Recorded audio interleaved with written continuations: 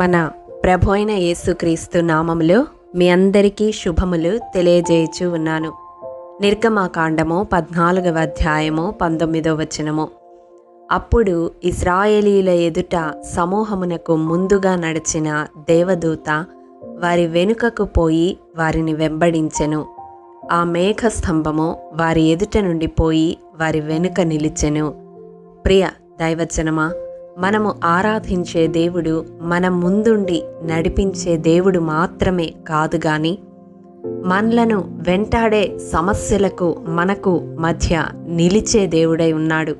మన వెన్నంటి ఉండే దేవుడై ఉన్నాడు.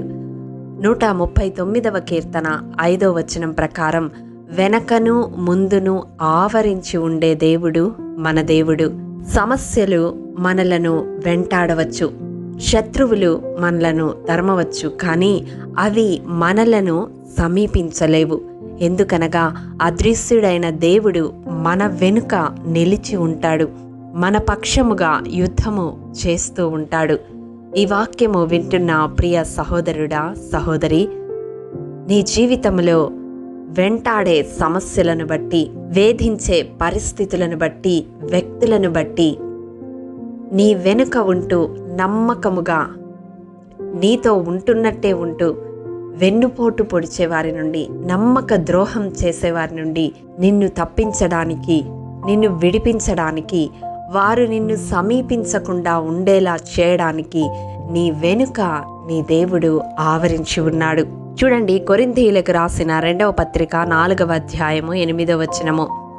ఎటు పోయినను శ్రమపడుచున్నను ఇరికింపబడు వారము కాము, అపాయములోనున్నను కేవలము ఉపాయము లేని వారము కాము.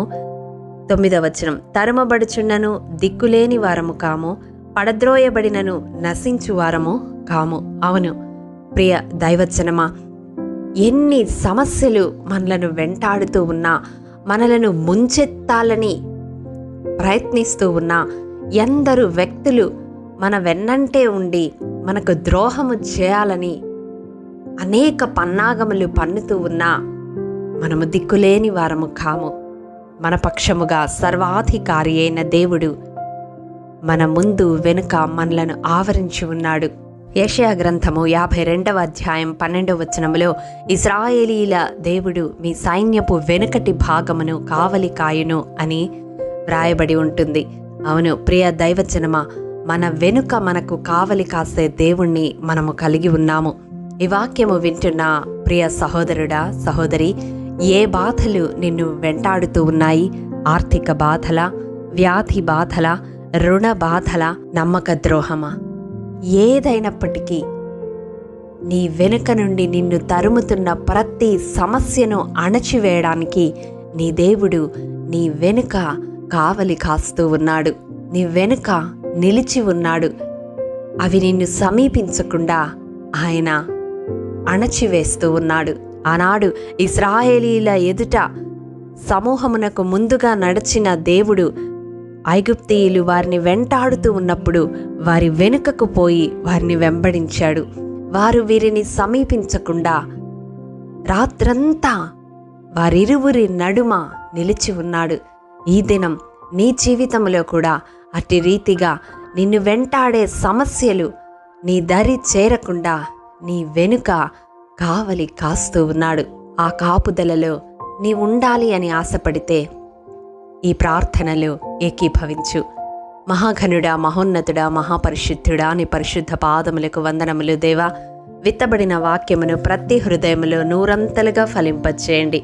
ఎవరైతే వెంటాడే సమస్యలతో కొట్టుమిట్టాడుతూ దిక్కుతోచని స్థితిలో దిక్కులేని వారమని ప్రభువా దిగులు చెందుతూ ఈ మాటలు వింటూ ఉంటే నాయనా, దయచేసి అట్టి వారిని బలపరచండి.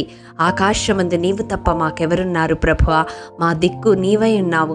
నీ శరణాగతులమై ప్రభువా నీ శరణుజొచ్చి ఉండగా ఎన్నడూ మేము సిగ్గుపడమని నీ వాక్యము సెలవిస్తూ ఉన్నది. నాయన, ఎందరు బిడ్డలు ప్రభువా ముంచెత్తే సమస్యలతో నీ వైపు దీనముగా కళ్ళెత్తి చూస్తూ ఉన్నారో అట్టి ప్రతి ఒక్కరిని నీ కృపాహస్తాలకు అప్పగిస్తూ ఉన్నాను. వారి దరి ఆ సమస్యలు చేరకుండా నాజరేయుడైన యేసు శక్తిగల నామములో అణచివేయమని, వారికి సంపూర్ణమైన విడుదలను కలిగించమని యేసు అతి పరిశుద్ధ నామం పేరట అడిగి పొందుకొని ఉన్నాము తండ్రి. ఆమెన్. ప్రియ దైవజనమా, అనుదినము షారోన్ మన్నా ద్వారా అడగబడుచున్న బైబిల్ క్విజ్ ప్రశ్నలకు సమాధానములు ప్రతి నెల మొదటి వారము కామెంట్ బాక్స్లో పోస్ట్ చేయబడతాయి. కాబట్టి గమనించి మీకు తెలియని ప్రశ్నలకు సమాధానములు తెలుసుకొనగలరని ప్రభు పేరట మనవి చేయుచూ ఉన్నాము.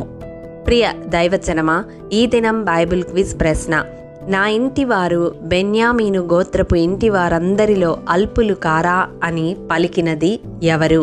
ప్రియ దైవజనమా, ఈ దినము జన్మదినము, వివాహ దినము జరుపుకుంటున్న వారికి షారోన్ గ్రూప్ తరపున హృదయపూర్వక శుభాకాంక్షలు తెలియజేయుచూ ఉన్నాము.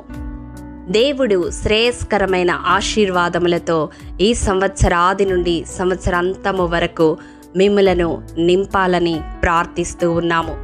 ఆమేన్.